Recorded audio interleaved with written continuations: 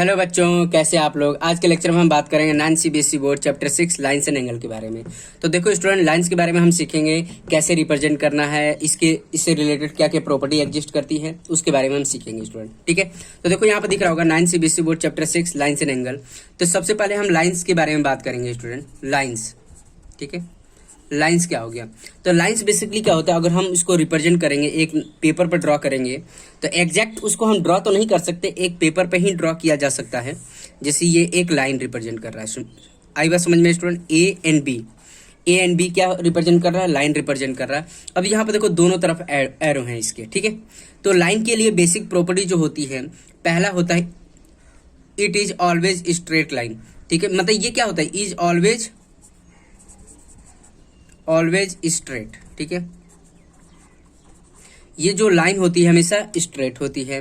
Has no thickness, इसकी दूसरी property होती है हैज नो थिकनेस, थिकनेस। इसकी दूसरी प्रॉपर्टी क्या होती है, इसकी थिकनेस नहीं होती है। एक्सटेंड इन बोथ डायरेक्शन, दोनों तरफ हम एक्सटेंड किया जा सकता है, इधर भी एक्सटेंड कर सकते हैं, इधर भी एक्सटेंड कर सकते हैं। तीसरी प्रॉपर्टी है एक्सटेंड इन बोथ डायरेक्शन, ठीक है, ठीक है। फोर्थ प्रॉपर्टी है इट्स नो एंड पॉइंट, क्योंकि एक्सटेंड जब हम करेंगे तो इसको हम क्या, एंड पॉइंट तो होगा ही नहीं, किसका, इधर भी एक्सटेंड कर सकते हैं, इधर भी एक्सटेंड कर सकते हैं। इसका मतलब has no end point, end points. Clear है student, has no end points. Clear student, I think सब बच्चों को समझ में आ गया कि एक लाइन क्या है और इसका जो रिप्रेजेंटेशन है, इसको कैसे रिप्रेजेंट करेंगे, ए बी, जैसे नेमिंग क्या है ए बी, और इसके ऊपर हम दोनों तरफ एरो बना देंगे। तो ये आपका मैथमेटिकल रिप्रेजेंटेशन है, ठीक है। तो ऐसे हम लिख सकते हैं, ठीक है। ज्योमेट्रिक फॉर्म में कैसे रिप्रेजेंट करना है, ये आपको आपका लाइन का रिप्रेजेंटेशन है। तो आपने बच्चे क्या सीखा कि एक लाइन है, पेपर पर कैसे रिप्रेजेंट कर सकते हैं ऐसे लाइन को। ये क्या है, ए बी, और इसको हम कैसे रिप्रेजेंट कर सकते हैं, ए बी शॉर्ट फॉर्म में ए बी डबल एरो, ठीक है।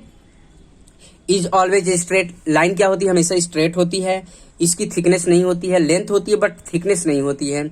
अब इसको क्या है, दोनों एंड तक हम इसको हम एक्सटेंड किया जा सकता है।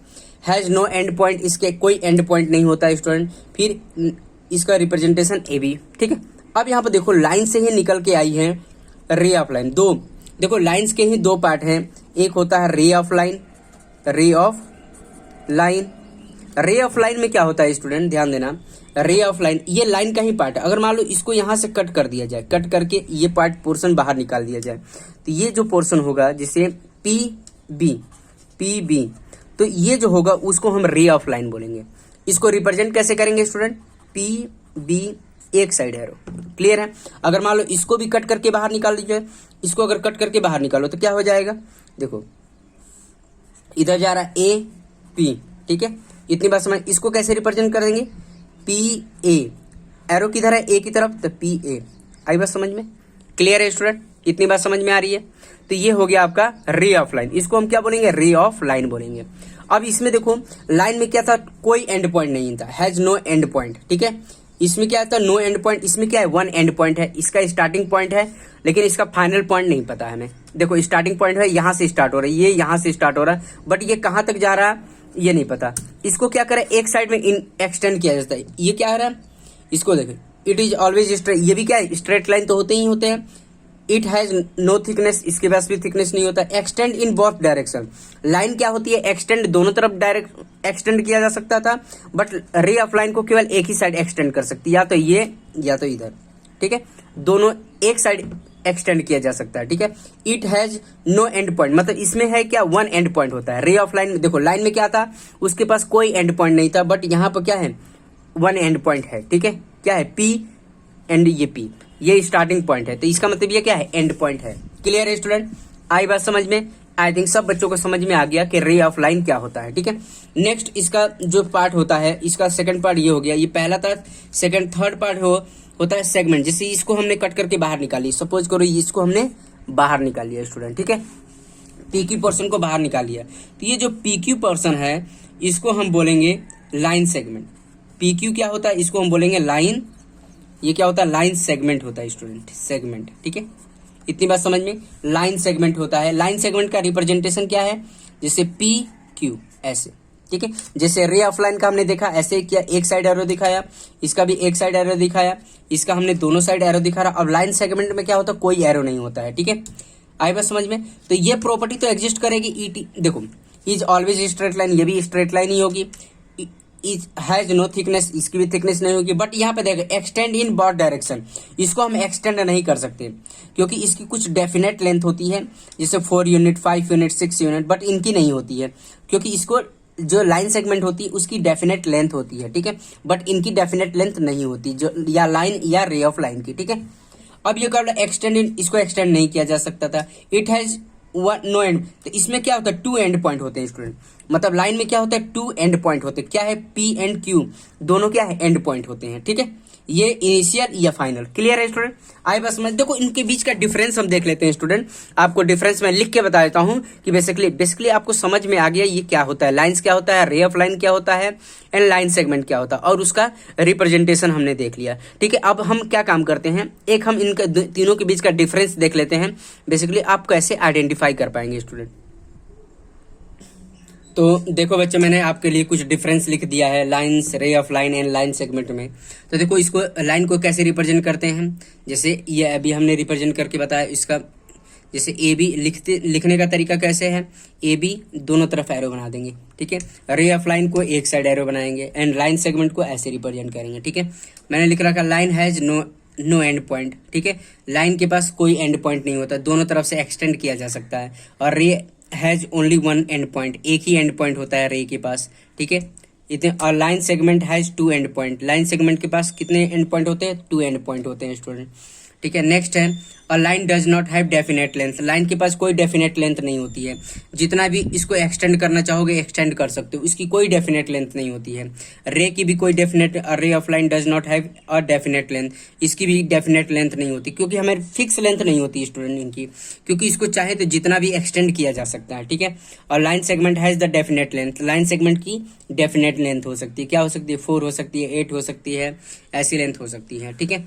फोर्थ पॉइंट देखो, we can not draw a line on a paper, ठीक है। एक लाइन को हम पेपर पर ड्रॉ नहीं कर सकते, ठीक है। We can not draw a line on a paper, we can simply represent it by diagram, इसको सिंपली डायग्राम से ही रिप्रेजेंट किया जा सकता है। अगर मान लो जितना बड़ा पेपर उतना तो हम ड्रॉ कर देंगे, तो एग्जैक्ट हम ड्रॉ नहीं कर सकते स्टूडेंट लाइन को। बेसिकली इसको डायग्राम से रिप्रेजेंट किया जा सकता है, अदरवाइज ड्रॉ नहीं किया। ड्रॉ करने जाएंगे तो पूरा मतलब इंक पेज सब खत्म हो जाएगा, लेकिन हम ड्रॉ नहीं कर सकते इसको। इतनी बात समझिए स्टूडेंट, केवल इसको रिप्रेजेंट किया जा सकता है। वी कैन नॉट, देखो सेकंड रे ऑफ लाइन को, we can not draw ray on a paper, we can simply represent by diagram. तो रे को भी हम क्या करते हैं, सिंपली रिप्रेजेंट किया जा सकता है। क्यों, क्योंकि ये कहाँ तक ये इंक्रीज होके जाएगा इसको हम बता नहीं सकते स्टूडेंट, ठीक है। तो इसीलिए हम इसको भी पेपर पर ड्रॉ नहीं कर सकते, ठीक है। Simply represented by a diagram, diagram से रिप्रेजेंट किया जा सकता है। और line segment can be draw on a paper, मतलब लाइन सेगमेंट को एक पेपर पर ड्रॉ कर सकते, क्योंकि लाइन सेगमेंट की एक प्रॉपर मतलब डेफिनेट लेंथ होती है student, 4 unit, 5 unit, 6 unit, 55 unit. तो इसको पेपर पर ड्रॉ किया जा सकता है बाई स्केल का यूज करके। इतनी बात समझ में आ रही है स्टूडेंट। आई थिंक सब बच्चों को समझ में आ गया लाइन, रे of line and line segment में क्या डिफरेंस है, आप कैसे आइडेंटिफाई करेंगे, तो ये आपको समझ में आ गया स्टूडेंट, ठीक है। नेक्स्ट है आपका एंगल के बारे में देखते हैं स्टूडेंट। तो देखो बच्चों, इसमें हम देखते हैं, अगर पहले हमें एंगल के बारे में देखने से पहले हम इसके बारे में देख लेते हैं पॉइंट्स के बारे में, collinear points and non collinear points. तो पहला क्या है, collinear points and non collinear points, ठीक है स्टूडेंट, कोलिनियर पॉइंट्स। तो देखो स्टूडेंट समझो इसको, कोलिनियर पॉइंट्स वो होते हैं 2 और more points on the same line. मतलब अगर मान लो एक स्ट्रेट लाइन पर जैसे बहुत सारे पॉइंट है, ठीक है, ए बी सी, तो ये तीनों पॉइंट्स क्या है, कोलिनियर पॉइंट है, ठीक है। 2 और more point on the same line is known as collinear points, ठीक है। तो ऐसे पॉइंट को हम क्या बोलेंगे, कोलिनियर पॉइंट्स बोलेंगे, ठीक है। अब इसका प्रूफ करने का तरीका अब हम 10th क्लास में सीखेंगे, ये 3 पॉइंट्स कोलिनियर है या नहीं है, ठीक है। तो इसको भी सॉल्व करने के अलग अलग मेथड होते हैं जो 10th क्लास में आप डिटेल में पढ़ेंगे स्टूडेंट। 3 पॉइंट्स कोलिनियर है या नहीं है, तो जैसे मतलब ये 3 पॉइंट, जैसे मतलब ए बी एंड सी, ये तीनों क्या है, कोलिनियर नहीं है स्टूडेंट, ठीक है। तो कोलिनियर पॉइंट को समझ में आ गया आपको, कोलिनियर पॉइंट्स कौन से होते हैं स्टूडेंट, अगर 3 या मोर 2 or more points और on the same line segment is known as collinear points होंगे, ठीक है। अब नॉन कोलिनियर पॉइंट्स क्या होते हैं, आप समझ ही गए होंगे स्टूडेंट। नॉन कोलिनियर पॉइंट्स क्या होंगे, ऐसे 3 या मोर पॉइंट्स और not on the same line, मतलब कोई भी पॉइंट अगर एक लाइन में नहीं पड़ रहे हैं तो ऐसे पॉइंट को क्या बोलेंगे, कोलिनियर, नॉन कोलिनियर पॉइंट बोलेंगे। जैसे अगर मान लो A B C D E F ये सब पॉइंट्स हैं, तो ये तो तीनों कोलिनियर पॉइंट दिख रहे हैं, बट ये क्या है, हमारे पास नॉन कोलिनियर पॉइंट्स हैं। ये अगर सारे पॉइंट को अगर कंसीडर किया जाए तो सारे पॉइंट को कंबाइन करने के बाद क्या आएगा, नॉन कोलिनियर पॉइंट्स आएगा। अगर केवल 3 पॉइंट्स की बात करेंगे तो 3 पॉइंट्स तो क्या है, कोलिनियर है, क्योंकि तीनों एक ही पॉइंट पर एक ही लाइन पर लाई कर रहे हैं, इसलिए क्या है, कोलिनियर है। बट अगर A B C D E F की तक की ही बात की जाए तो ये सारे क्या है, नॉन कोलिनियर पॉइंट्स हैं, ठीक है। और भी एग्जाम्पल ले सकते हैं स्टूडेंट, जैसे ये सारे पॉइंट्स हैं, ये आपस में क्या, ये प्लेन पेपर में हमने एक पॉइंट सारे ले लिए, सब क्या है, पॉइंट नॉन कोलिनियर पॉइंट्स हैं स्टूडेंट, क्लियर है। ये सारे क्या है, नॉन कोलिनियर पॉइंट्स हैं। इतनी बात समझ में आई, तो आप आइडेंटिफाई कर सकते हैं स्टूडेंट कि कोलिनियर पॉइंट्स क्या होते हैं, नॉन कोलिनियर पॉइंट्स क्या होते हैं स्टूडेंट, क्लियर है। आई थिंक सब बच्चों को समझ में आ गया, आप आइडेंटिफाई कर सकते हैं। अब हम सीखेंगे लाइन एंगल के बारे में स्टूडेंट, ठीक है, एंगल्स क्या होता है। तो देखो, टाइप्स ऑफ एंगल पढ़ने से पहले हम एंगल्स के बारे में समझ लेंगे स्टूडेंट। एंगल बेसिकली होता क्या है, एंगल का फॉर्मेशन कैसे होता है वो भी समझ लेंगे हम। तो सपोज करो हमारे पास ये रे ऑफ लाइन है, सपोज करो हमारे पास ये ए बी एक रे ऑफ लाइन है, ठीक है। तो इसको हमने क्या किया, ए को हमने कुछ देर के लिए फिक्स पॉइंट बना लिया, फिक्स कर लिया, फिक्स्ड पॉइंट कर लिया, ठीक है।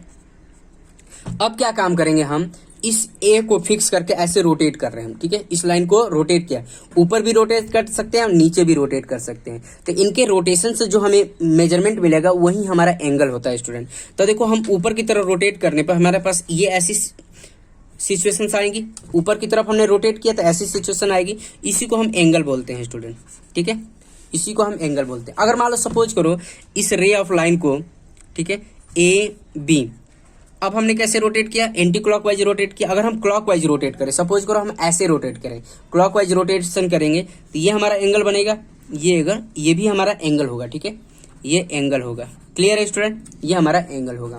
बट अगर हम क्लॉकवाइज रोटेट करते हैं तो जो हमारा एंगल मिलता है उसको हम नेगेटिव एंगल बोलते हैं, ठीक है।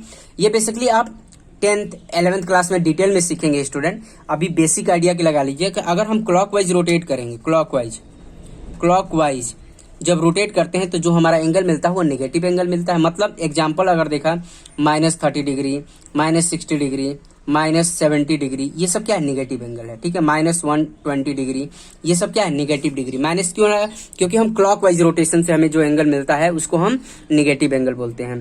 तो एंगल को देखो ऐसे भी लिखते हैं, और -थीटा क्या रिप्रेजेंट कर रहा है, एंगल रिप्रेजेंट करता है, ठीक है। ये डिटेल में हम 10th क्लास में सीखेंगे, तो बेसिक आइडिया के लिए मैंने बता दिया एंगल क्या होता है। और ये क्या है, पॉजिटिव एंगल। अगर हम एंटी क्लॉकवाइज रोटेट करते हैं तो जो हमें एंगल मिलता है वो हमें क्या मिलता है, पॉजिटिव एंगल मिलता है। एग्जाम्पल हम जैसे 60 डिग्री की बात करें, 70 डिग्री की बात करें, ठीक है, 180 डिग्री बात करें, यहाँ पर माइनस साइन नहीं लग रहा है ना आगे, इसीलिए क्या है, पॉजिटिव एंगल है, ठीक है। 115 डिग्री हो गया, ये सब क्या है, पॉजिटिव एंगल है स्टूडेंट, ठीक है। इतनी बात समझ में आई। अब देखो पार्ट्स ऑफ, ये तो एंगल्स हो गए, हमने 2 टाइप के एंगल देख लिए, पॉजिटिव एंगल देख लिए और नेगेटिव एंगल देख लिए। पॉजिटिव एंगल का कैसे हो गया, अगर हम क्लॉकवाइज रोटेट कर रहे हैं तो हमें नेगेटिव एंगल मिल रहा है, और एंटी क्लॉकवाइज अगर रोटेशन हो रहा है तो हमें एंगल क्या मिल रहा है, पॉजिटिव एंगल मिल रहा है। क्लियर है स्टूडेंट, आई बात समझ में। तो अब देखो कुछ पार्ट्स भी होते हैं, पार्ट्स ऑफ एंगल भी होते हैं, पार्ट्स ऑफ एंगल, ठीक है। अब यहाँ पे देखो पार्ट्स ऑफ एंगल में क्या होता है स्टूडेंट, जैसे मतलब अगर जिस ये क्या होता है, ये जो वर्टेक्स बोलते हैं, इसको वर्टेक्स बोलते हैं या फिक्स पॉइंट पर, ये क्या होता है, कॉमन वर्टेक्स होता है स्टूडेंट। इतनी बात समझ में आ रही है, कॉमन वर्टेक्स होता है, ठीक है। जिस पर्टिकुलर पॉइंट से हम इस रे ऑफ लाइन को रोटेट करते हैं उस पर्टिकुलर पॉइंट को हम क्या बोलते हैं, वर्टेक्स बोलते हैं। कॉमन वर्टेक्स भी बोल सकते हैं या फिक्स पॉइंट भी बोल सकते हैं। ये जो होती है इसको आर्म बोलते हैं, ठीक है, ये भी आर्म मतलब भुजाएं होती हैं।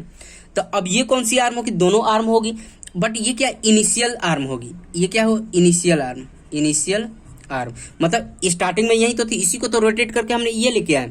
तो रोटेशन देखो, इनिशियल में जो हम रोटेट कर रहे हैं उसको हम इनिशियल आर्म बोलेंगे, और जो फाइनली रोटेट करने के बाद आई उसको हम टर्मिनल आर्म बोलेंगे,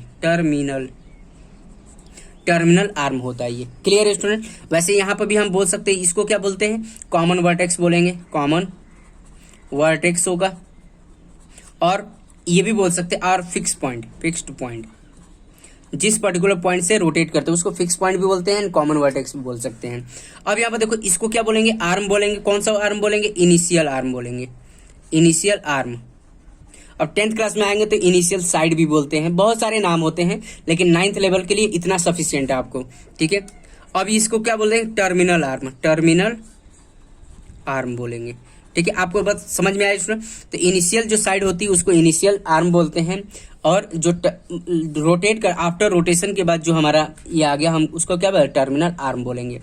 तो देखो स्टूडेंट, तो हमने एंगल के बारे में देख लिया। अगर किसी भी रे ऑफ लाइन को रोटेट कर रहे हैं तो रोटेशन के बाद जो हमें मेजरमेंट मिलता है उससे हमें क्या मिलते हैं, एंगल बोलते हैं। तो देखो, आप एंगल की डेफिनेशन भी लिख सकते हैं, रोटेशन ऑफ रे of line about the fix point two form a angle. तो देखो यहाँ पर लिख सकते हैं, रोटेशन ऑफ रे ऑफ लाइन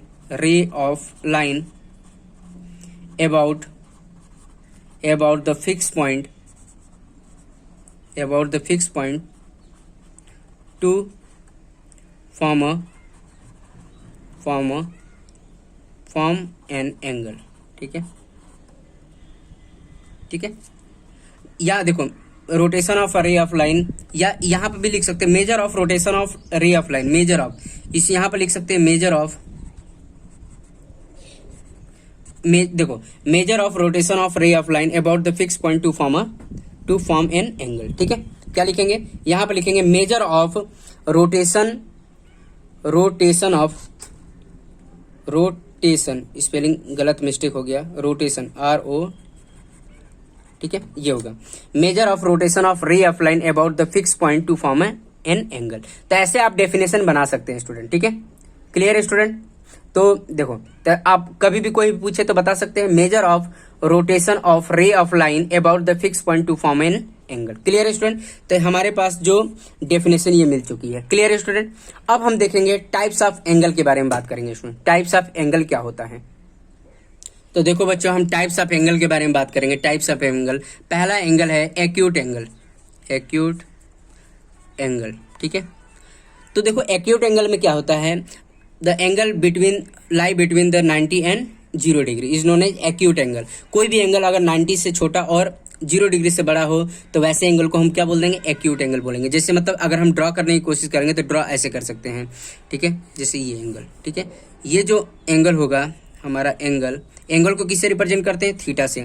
जो थीटा लाई करेगा वो 90 से छोटा होगा और ग्रेटर देन 0 होगा। एग्जाम्पल अगर देखा जाए तो एक्यूट एंगल में क्या आ जाएंगे स्टूडेंट, 30 डिग्री आ जाएगा, 45 डिग्री आ जाएगा, 60 डिग्री आ जाएगा, 15 डिग्री आ जाएगा, 18 डिग्री आ जाएगा। ये सब क्या है, एक्यूट एंगल के एग्जाम्पल हैं, ठीक है। इतनी बात समझ में आ रही है स्टूडेंट। तो एक्यूट एंगल समझ गए। एक्यूट एंगल क्या होंगे, देखो ये रे ऑफ 2 लाइन है और ये ए पॉइंट है, इसका नेमिंग कर सकते हैं आप ABC, ठीक है। तो एक्यूट एंगल समझ लिया स्टूडेंट, क्लियर है। आई थिंक सब बच्चे को समझ में आ गया। सेकेंड होता है राइट एंगल, ठीक है, राइट एंगल, ठीक है। तो अगर मान लो कोई एंगल की वैल्यू अगर 90 डिग्री होती है उसको हम राइट एंगल बोलते हैं। सपोज करो ये एंगल हमारे पास है, ये क्या है हमारे पास, राइट एंगल है। जैसे ए और ये एक रे है, मतलब दोनों रे के बीच में एंगल जो बने, थीटा बने, वो 90 डिग्री अगर बन जाए, इसको हम क्या बोलेंगे, राइट एंगल बोलेंगे। क्लियर है स्टूडेंट। इतनी बात समझ में आई। थीटा इक्वल टू अगर 90 होगा तो इसको हम क्या बोलते हैं, राइट एंगल, ठीक है। क्लियर है। थर्ड वाले की बात करेंगे हम, ऑब्ट्यूस एंगल, ठीक है, ऑब्ट्यूस एंगल, ठीक है। अगर मान लो एंगल जो है 90 से बड़ा हो लेकिन 180 से छोटा हो, उसको हम क्या बोलेंगे, ऑब्ट्यूस एंगल बोलेंगे। जैसे मतलब एग्जाम्पल देखें तो ये हो गया, ठीक है। ये हमारा जो एंगल होगा, देखो ये हमारा जो एंगल होगा वो थीटा जो होगा, ये क्या है 90 से बड़ा है बट 180 से छोटा। 180 क्या हो जाएगा, ये हो जाएगा। तो इसका अगर हम एंगल के बारे में बात करें तो ये कितना होगा, ये आपका होगा 180 से छोटा होगा बट 90 डिग्री से बड़ा होगा। एग्जाम्पल में अगर हम बात करें, इसके एग्जाम्पल लेने की बात करें तो क्या होगा, 120 डिग्री होगा, ठीक है, 135 डिग्री होगा, 150 डिग्री होगा। ये सब क्या होंगे, आपका तुम्हारा ऑब्ट्यूस एंगल होगा। क्यों, क्योंकि 90 से, देखो ये सारे एंगल जो हैं 90 से बड़े हैं बट 180 डिग्री से छोटे हैं, इसीलिए हम क्या बोलेंगे, इसको ऑब्ट्यूस एंगल बोलेंगे। क्लियर है स्टूडेंट, आई बात समझ में, ठीक है। तो अब देखो नेक्स्ट फोर्थ वाले की बात करते हैं। नेक्स्ट है आपका फोर्थ है स्ट्रेट एंगल, ठीक है, स्ट्रेट एंगल, ठीक है। अगर मान लो कोई भी angle theta equal to 180 degree होगा, अगर सपोज करो हमारे पास ये रे ऑफ लाइन है ए बी, इसको हमने रोटेट किया, सपोज करो इसको रोटेट किया, जस्ट अपोजिट डायरेक्शन में रोटेट करके लेके आ गए। सपोज करो ये रे ऑफ लाइन को रोटेट किया, रोटेशन के बाद हमारा ये आ गया ए बी डैश, तो ये जो थीटा होगा वो हमारा क्या होगा 180 डिग्री, क्योंकि जस्ट एक स्ट्रेट लाइन बना रहा है। देखो हमने क्या किया, इसको रोटेट किया, जैसे ये है इसको यहाँ फिक्स करके ऐसे रोटेट कर दिया, जस्ट अपोजिट डायरेक्शन में लेके आ गए, तो ये जो रोटेशन होगा, ये जो थीटा बनेगा हमारा वो क्या बनेगा 180 डिग्री बनेगा। तो आप समझ गए स्टूडेंट, अगर थीटा की वैल्यू 180 डिग्री हो तो वो स्ट्रेट एंगल होता है, ठीक है। इतनी बात समझ में आ रही है, क्लियर है स्टूडेंट। फिफ्थ है हमारे पास रिफ्लेक्स एंगल, ठीक है, रिफ्लेक्स एंगल, ठीक है। रिफ्लेक्स एंगल का मतलब होता है अगर मान लो थीटा जो है 360 से छोटा है बट 180 से बड़ा है, तो वैसे एंगल को हम क्या बोलेंगे, रिफ्लेक्स एंगल बोलेंगे। जैसे मान लो हमारे पास कोई एंगल है, सपोज करो हमारे पास ये एंगल बना, ठीक है, सपोज करो ये, इसकी बात नहीं कर रहे हम, इसकी बात कर रहे हैं। ये जो एंगल होगा, जैसे हमारे पास ये ए है, बी और ये तुम्हारा सी, ठीक है, ये जो एंगल होगा ये हमारा, ये क्या होगा 360 से छोटा है बट 180 से बड़ा है। अगर हम इसकी बात करें ये तो हमारा एक्यूट एंगल होगा ही, ये वाला जो इसकी बात नहीं कर रहे हैं हम इसकी बात कर रहे हैं, तो ठीक है। तो ये हमारा क्या है, तुम्हारा एक्यूट एंगल है, ये वाला जो एंगल होगा हमारा एक्यूट एंगल होगा, और इसकी जो वैल्यू होगी 360 से कम होगी बट 180 से बड़ा होगा। तो अगर मान लो हम बात करेंगे रिफ्लेक्स एंगल का, तो क्या हो जाएगा 270 डिग्री, ये सब रिफ्लेक्स एंगल आएंगे, 230 डिग्री, ये सब क्या होंगे, रिफ्लेक्स एंगल होंगे। क्यों, क्योंकि आपका ये जो एंगल होगा 360 से छोटा है बट 180 से बड़ा है। अगर मान लो ये क्या है, एक्यूट एंगल है, ठीक है, ये वाला जो छोटे वाले एंगल की बात कर रहे हैं, ये क्या एक्यूट एंगल है, ठीक है, एक्यूट एंगल है, ठीक है। इतनी बात समझ में आई, एक्यूट एंगल है, छोटा है, ठीक है।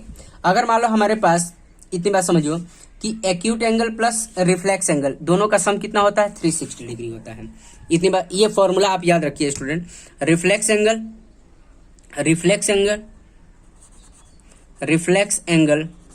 प्लस एक्यूट एंगल,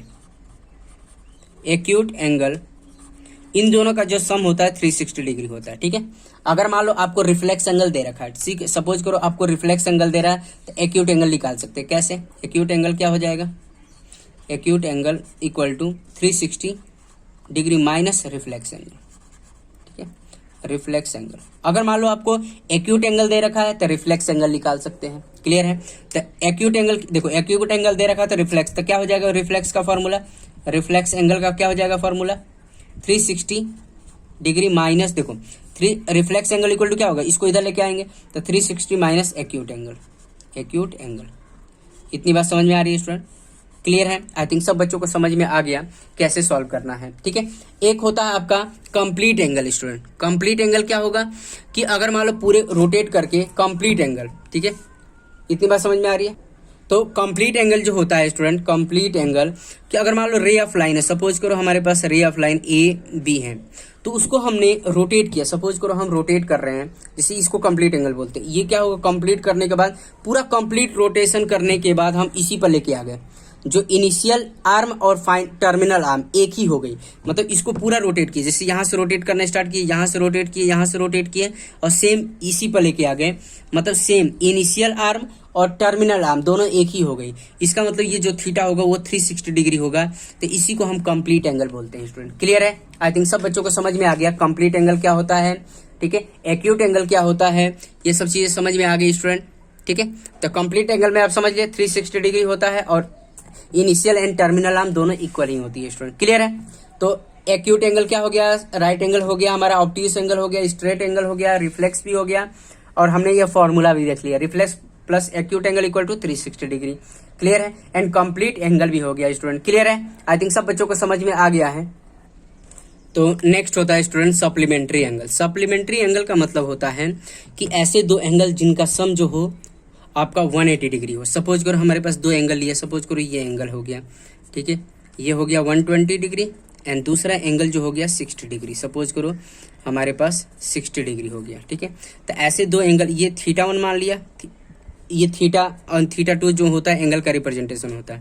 तो देखो theta one plus theta to जो हो गया वो देखो 120 प्लस 60 डिग्री मतलब 180 डिग्री होगा। तो इन दोनों एंगल को हम क्या बोलेंगे, सप्लीमेंट्री एंगल। तो ऐसे दो एंगल जिनका सम जो 180 डिग्री देगा तो उसको हम क्या बोलेंगे, सप्लीमेंट्री एंगल देंगे बोलेंगे। ये सिचुएशन ऐसे भी आ सकती है या ऐसे भी आ सकती है स्टूडेंट, ठीक है। तो ये देखो ये कितना है तुम्हारा, ये तुम्हारा थीटा वन और ये थीटा टू, तो दोनों का सम अगर करेंगे theta one plus theta two equal to कितना हो जाएगा 180 डिग्री, क्योंकि ये स्ट्रेट बन रहा है तो यहाँ पर भी सप्लीमेंट्री एंगल का कॉन्सेप्ट यूज हो सकता है। क्लियर है स्टूडेंट, क्योंकि इन दोनों का सम जो है कितना है 180 डिग्री, इसलिए क्या होगा सप्लीमेंट्री होगा। सप्लीमेंट्री देखो समझेंगे कैसे स्टूडेंट, सप्लीमेंट्री का मतलब होता है एस, एस से स्टार्ट होता है, इसका मतलब स्ट्रेट लाइन, ठीक है, स्ट्रेट लाइन होता है। और स्ट्रेट लाइन क्या होता है, हमेशा 180 डिग्री बनता है। तो इससे आप समझ सकते हैं सप्लीमेंट्री का मतलब क्या होता है 180 डिग्री होता है। क्लियर है स्टूडेंट। अब देखो नेक्स्ट आता है कॉम्प्लीमेंट्री एंगल। कॉम्प्लीमेंट्री एंगल क्या होता है कि ऐसे दो एंगल जिनका सम जो हो आपका 90 डिग्री हो। सपोज करो हमारे पास एक दो एंगल लिए, जैसे एक एंगल हमने 30 डिग्री ले लिया, ठीक है 30 डिग्री, और एक हमने 60 डिग्री ले लिया, सपोज करो 60 डिग्री ले लिया। ये तुम्हारा थीटा वन था और ये थीटा टू था। Theta one and theta two का मतलब एंगल का रिप्रेजेंटेशन है। तो देखो theta one plus theta two equal to कितना आ गया 30 प्लस 60 डिग्री, तो ये कितना हो जाएगा 90 डिग्री। तो इसका मतलब ये दोनों एंगल का सम जो हो रहा है 90 डिग्री आ रहा है, मतलब ये दोनों क्या है सब कॉम्प्लीमेंट्री एंगल है। ऐसी भी सिचुएशंस आ सकती है स्टूडेंट, जैसे ये, ठीक है, ये आ गया तुम्हारा ये थीटा वन और ये थीटा टू, तो ये क्या हो गया theta one plus theta two equal to कितना हो गया मतलब 90 हो गया, ठीक है। इन दोनों का सम कितना आ रहा है 90 आ रहा है, इसलिए इसको हम क्या बोलेंगे कॉम्प्लीमेंट्री एंगल बोलेंगे। क्लियर है स्टूडेंट। तो कॉम्प्लीमेंट्री का मतलब सी का मतलब होता है कॉर्नर, ठीक है, कॉर्नर। कॉर्नर का मतलब क्या होता है स्टूडेंट, कोना, कोने की बात करें, जैसे घर के कोने की बात करेंगे तो ये होता है कॉर्नर। कॉर्नर पे एंगल कितना होता है 90 डिग्री होता है। तो मतलब कॉम्प्लीमेंट्री का मतलब ऐसे दो एंगल का सम जिसका 90 हो उसको हम क्या बोलेंगे कॉम्प्लीमेंट्री बोलेंगे। कॉम्प्लीमेंट्री का मतलब कॉर्नर एंगल होता है, कॉर्नर पर हमेशा क्या होता है 90 डिग्री। जैसे ये दीवार होगी, ये फ्लोर होगी आपकी, ये दूसरी दीवार होगी, तो इनके बीच का एंगल कितना है 90 डिग्री है। तो आप समझ गए सप्लीमेंट्री एंड कॉम्प्लीमेंट्री का मतलब समझ गए। सप्लीमेंट्री का मतलब ऐसे दो एंगल का सम जिसका 180 डिग्री हो, कॉम्प्लीमेंट्री का मतलब होता है ऐसे दो एंगल जिसका सम 90 डिग्री हो। आई थिंक सब बच्चे समझ गए होंगे कि कॉम्प्लीमेंट्री क्या होता है, सप्लीमेंट्री क्या होता है, ठीक है, इतनी बात समझ में आई। अब नेक्स्ट हम सीखेंगे स्टूडेंट एडजेसेंट एंगल के बारे में, ठीक है, एडजेसेंट एंगल के बारे में। तो देखो बच्चों एडजेसेंट एंगल होता क्या है उसके बारे में समझ लेते हैं। तो बेसिकली अगर मान लो देखो एडजेसेंट एंगल की कुछ प्रॉपर्टी होती है, तो देखो यहाँ पर मैंने लिख रखा है टू एंगल्स आर एडजेसेंट। दो एंगल एडजेसेंट कब होंगे, टू एंगल्स आर एडजेसेंट, ठीक है, adjacent if they have common vertex, अगर उनके कॉमन वर्टेक्स हो और कॉमन आर्म, मतलब कंडीशन है, ये एडजेसेंट एंगल की कंडीशन है कि दो एंगल एडजेसेंट कब हो सकते हैं, केवल इसी केस में हो सकते हैं, बाकी नहीं हो सकते। Two angle are adjacent if they have common vertex, common arm, and their non-common arms are different side of the common arm। मतलब हम ऐसे बना सकते हैं, सपोज करो ये हम सिचुएशन बना रहे हैं और ये एक है, ये देखो theta one and theta two, ठीक है। अब यहाँ पर देखो theta one and theta two are adjacent angle है, क्या देखो here theta one and theta two are adjacent angle, adjacent angle, ठीक है, ये दोनों क्या है एडजेसेंट एंगल है। क्यों है, अब देखो उसकी भी कंडीशन है they have common vertex. Common vertex क्या है, यहाँ पर ए है, दोनों के बीच में कॉमन, देखो एंगल, देखो इसका नाम दे देते हैं बी सी एंड डी, ठीक है, देखो बी ए सी और सी ए डी, देखो दोनों एंगल में कॉमन वर्टेक्स क्या है, कॉमन वर्टेक्स क्या है ए है, कॉमन वर्टेक्स क्या है ए है। क्लियर है स्टूडेंट। अब क्या बोल रखा है, अ कॉमन वर्टेक्स तो हो गया, अ कॉमन आर्म, आर्म क्या है कॉमन, देखो दोनों में C A B and C A D, इन दोनों में कॉमन आर्म कौन सा है, कॉमन आर्म क्या है स्टूडेंट ए सी। ए सी जो है वो कॉमन आर्म का काम कर रहा है। And their non common arms are different side of the common arm. जो दो नॉन कॉमन आर्म्स हैं ये क्या है, इसके डिफरेंट साइड हैं। तो यहाँ पर क्या है A B and C D are two non common arm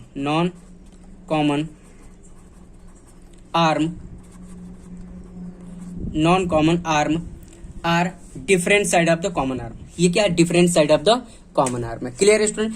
तभी हम दो एंगल को हम एडजेसेंट एंगल बोल सकते हैं। क्लियर है स्टूडेंट? आई बात समझ में? आई थिंक सब बच्चों को समझ में आ गया कि एडजेसेंट एंगल क्या होंगे। एडजेसेंट एंगल की कंडीशन होती है एक कॉमन वर्टेक्स होता है, एक कॉमन आर्म होता है और टू नॉन कॉमन आर्म्स होते हैं जो कॉमन आर्म के डिफरेंट साइड होते हैं। एक इधर है तो एक इधर है। क्लियर है स्टूडेंट? आई बात समझ में? तो देखो कुछ एग्जांपल देख लेते हैं स्टूडेंट कि कॉमन एडजेसेंट एंगल कौन सा होगा। सपोज करो मेरे पास ऐसी सिचुएशंस आ रही है, ठीक है, जैसे हमारे पास ये θ1 है और ये θ2 आ रही है, ठीक है। अब यहाँ पर देखो दोनों एंगल को हम एडजेसेंट बोल सकते हैं? नहीं बोल सकते। क्यों? क्योंकि इसमें देखो कॉमन वर्टेक्स है नहीं है, कॉमन वर्टेक्स नहीं है, कॉमन आर्म है, इसका कॉमन आर्म है। देखो एक एंगल, देखो इसका नाम दे दे A B C and D, ठीक है।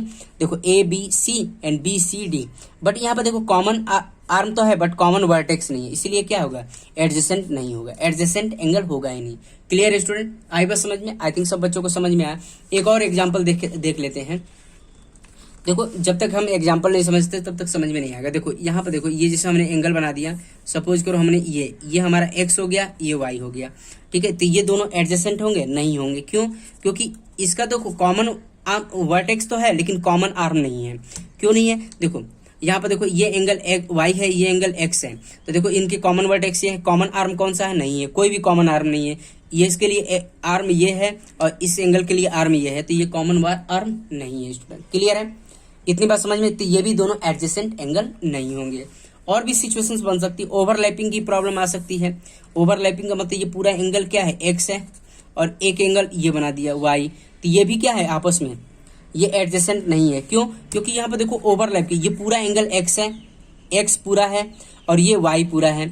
अब यहाँ पे देखो कॉमन वर्टेक्स तो है, कॉमन आर्म नहीं है। कॉमन आर्म है लेकिन इसका जो देखो यहाँ पे देखो कॉमन आर्म तो दिख रहा है, लेकिन बात यहाँ पे ये कॉमन आर्म क्या है? कॉमन आर्म जो है उसके different side non common arm होना चाहिए। तो देखो कॉमन आर्म के दोनों साइड नॉन कॉमन आर्म है नहीं है, तो इसीलिए ये भी क्या होगा स्टूडेंट? ये भी आपका मतलब एडजेसेंट नहीं होगा। क्लियर है स्टूडेंट? एडजेसेंट एंगल ये भी नहीं होगा। इतनी बात समझ में आ रही है स्टूडेंट? क्लियर है? आई थिंक सब बच्चों को समझ में आ रहा होगा। तो नेक्स्ट है आपका लीनियर पेयर ऑफ एंगल्स के बारे में बात करेंगे। तो देखो स्टूडेंट ये भी उसी तरह है, एडजेसेंट एंगल की तरह ही है, बट अगर एडजेसेंट एंगल का सम जैसे θ1 एंड θ2, देखो θ1 एंड θ2, देखो ये कॉमन वर्टेक्स है बी सी एंड डी, तो देखो ये दोनों एडजेसेंट एंगल हैं। दोनों एडजेसेंट एंगल है कि नहीं? देखो θ1 देखो इसके बीच कॉमन वर्टेक्स है, देखो angle C A B and angle C A D दोनों कॉमन वर्टेक्स है, कॉमन आर्म है और टू नॉन कॉमन आर्म्स है, बट दोनों डिफरेंट साइड है, तो ये एडजेसेंट एंगल होगा। अगर इफ एडजेसेंट एंगल का सम अगर 180 दे दे तो उसको हम बोल देंगे लीनियर पेयर, ठीक है। लीनियर पेयर ऑफ एंगल मतलब θ1 प्लस θ2 इक्वल टू 180 डिग्री, ये क्या हो जाएगा? एक लीनियर पेयर ऑफ एंगल्स, ठीक है। ये हमेशा ये बहुत जगह यूज होता है स्टूडेंट, स्ट्रेट लाइन में। ये दोनों एडजेसेंट एंगल है, दिख रहा है आपको? कॉमन वर्टेक्स है, कॉमन आर्म है, two non common are different side of the common arm. तो ये देखो θ1 प्लस θ2 का सम अगर 180 दे दे तो यहाँ पर जो यूज होता है लीनियर पेयर ऑफ एंगल का यूज होता है। क्लियर है स्टूडेंट? इतनी बात समझ में? अब नेक्स्ट आता है vertically opposite angle. Vertically opposite angle, ठीक है। अब वर्टिकली अपोजिट एंगल ठीक है। वर्टिकली अपोजिट एंगल में क्या होता है स्टूडेंट? तो इसको शॉर्टकट में वर्टिकली अपोजिट एंगल भी बोलते हैं, ऐसे बोलते हैं शॉर्टकट में। ये वर्टिकली अपोजिट एंगल मतलब ऐसे अगर मान लो दो लाइन आपस में ऐसे इंटरसेक्ट करे, सपोज करो ऐसे दो लाइन आपस में इंटरसेक्ट करे, तो देखो जैसे दिस वन एंगल, देखो वर्टिकली अपोजिट का एंगल का मतलब होता है कि देखो this one angle 1 equal to angle 2 हो जाएगा, तो ये वर्टिकली अपोजिट एंगल की प्रॉपर्टी होती है। ये एंगल 1 इक्वल टू एंगल 2 हो गया और this one angle equal to this one, मतलब ऐसी सिचुएशन बने स्टूडेंट, ऐसी सिचुएशन बनेगी तो यहाँ पर वर्टिकली अपोजिट का कॉन्सेप्ट आएगा। मतलब यहाँ पर ये एंगल इक्वल टू ये वाला एंगल आपस में इक्वल होगा, ये एंगल और ये एंगल आपस में इक्वल होगा। तो यहाँ पर देखो एंगल 3 इक्वल टू एंगल 4 हो जाएगा, एंगल 3 इक्वल टू एंगल 4। क्या रीजन लिखेंगे? Vertically opposite angles are equal. Clear है स्टूडेंट? आई बात समझ में? तो आई थिंक सब बच्चों को समझ में आ गया वर्टिकली अपोजिट एंगल का मतलब क्या होता है। तो ऐसी सिचुएशन बनेगी वर्टिकली अपोजिट एंगल में, ठीक है। अब नेक्स्ट आता है intersecting line and non intersecting line, ठीक है। तो देखो यहाँ पर इंटरसेक्टिंग लाइन क्या होता है, नॉन इंटरसेक्टिंग लाइन क्या होता है, ठीक है। इंटरसेक्टिंग लाइन, ठीक है, and non intersecting line, intersecting line, मतलब इंटरसेक्टिंग लाइन का मतलब होता है ऐसे दो लाइन वो कहीं ना कहीं इंटरसेक्ट करे ही करें। मतलब जैसे ये लाइन आपस में क्या होती हैं, इंटरसेक्टिंग लाइन हो सकती हैं, ठीक है। जैसे हमारे पास लाइन L1 और L2 है, ये क्या है बोलेंगे, इंटरसेक्टिंग लाइन बोल दें। अब यहाँ पर कुछ भी हो सकता है, यहाँ पर वर्टिकली अपोजिट का कॉन्सेप्ट बन सकता है। वो इंटरसेक्टिंग लाइन आपस में म्यूचुअली परपेंडिकुलर भी हो सकती हैं, वो भी आपस में इंटरसेक्टिंग लाइन भी बोलते हैं। तो अगर मान लो परपेंडिकुलर लाइन बोलेंगे तो परपेंडिकुलर लाइन भी इंटरसेक्टिंग का ही पार्ट है, बट यहाँ पर जो थीटा आएगा वो कितना आ जाएगा, 90 डिग्री आ जाएगा। तो इसको हम परपेंडिकुलर लाइन भी बोलते हैं। इसको हम कैसे रिप्रेजेंट करते हैं, L1 परपेंडिकुलर टू L2, ठीक है। ये परपेंडिकुलर लाइन भी बोलते हैं इसको। तो आपको समझ में आ गया इंटरसेक्टिंग क्या लाइन होता है। Two line are intersect to each other is known as intersecting line. And perpendicular line क्या होता है, two line are said to be perpendicular if they meet at 90 degree. अगर मान लो दोनों एक पर्टिकुलर पॉइंट पर मीट कर रहे हैं, वहां पर एंगल अगर 90 बना रहे हैं, तो वैसे एंगल को हम क्या बोलेंगे, परपेंडिकुलर लाइन बनाए। तो ये दोनों लाइन क्या है, परपेंडिकुलर लाइन है, ठीक है। और नॉन इंटरसेक्टिंग में क्या हो जाएगा, पैरेलल लाइन। दो लाइन अगर पैरेलल होगी तो इसको हम क्या बोलेंगे, पैरेलल लाइन बोलेंगे, ठीक है। ये क्या है, नॉन इंटरसेक्टिंग लाइन है, कभी भी इंटरसेक्ट नहीं करेंगे। चाहे इसको इतना आगे इंक्रीज, कितना भी एक्सटेंड करो, इधर भी एक्स को एक्सटेंड करो, इधर भी एक्सटेंड करो, ये कभी भी आपस में मीट नहीं करेंगी। मतलब इनके परपेंडिकुलर डिस्टेंस हमेशा इक्वल होगा। मतलब perpendicular distance between two parallel line are always equal. मतलब ये 4 है तो हर जगह इसका 4 यूनिट ही होगा इनके बीच का डिस्टेंस, क्लियर है। तो पैरेलल लाइन की जो डेफिनेशन है student, parallel two line are said to be parallel if they not intersect each other at any point, ठीक है। मतलब कभी भी नेवर इंटरसेक्ट ईच अदर, कभी भी इंटरसेक्ट ना करें, तो वैसे लाइन को हम क्या बोलेंगे, पैरेलल लाइन बोलेंगे, ठीक है। आई बात समझ में। तो पैरेलल लाइन को जैसे ये L1 लाइन है, ये L2 लाइन है, L1 पैरेलल टू L2 ऐसे रिप्रेजेंट किया जा सकता है। परपेंडिकुलर लाइन का ऐसे रिप्रेजेंटेशन है और पैरेलल लाइन का ऐसे रिप्रेजेंटेशन है। तो आई थिंक सब बच्चों को समझ में आ गया पैरेलल लाइन क्या होता है, नॉन इंटरसेक्टिंग लाइन क्या होता है। तो नॉन इंटरसेक्टिंग लाइन को ही हम पैरेलल लाइन बोलते हैं, पैरेलल लाइन बोलते हैं, ठीक है। तो पैरेलल लाइन के डेफिनेशन क्लियर हो गई, two line are said to be parallel if there is no intersection between them. Perpendicular line की डेफिनेशन क्लियर होगी, two line are said to be perpendicular if they intersect each other at right angle.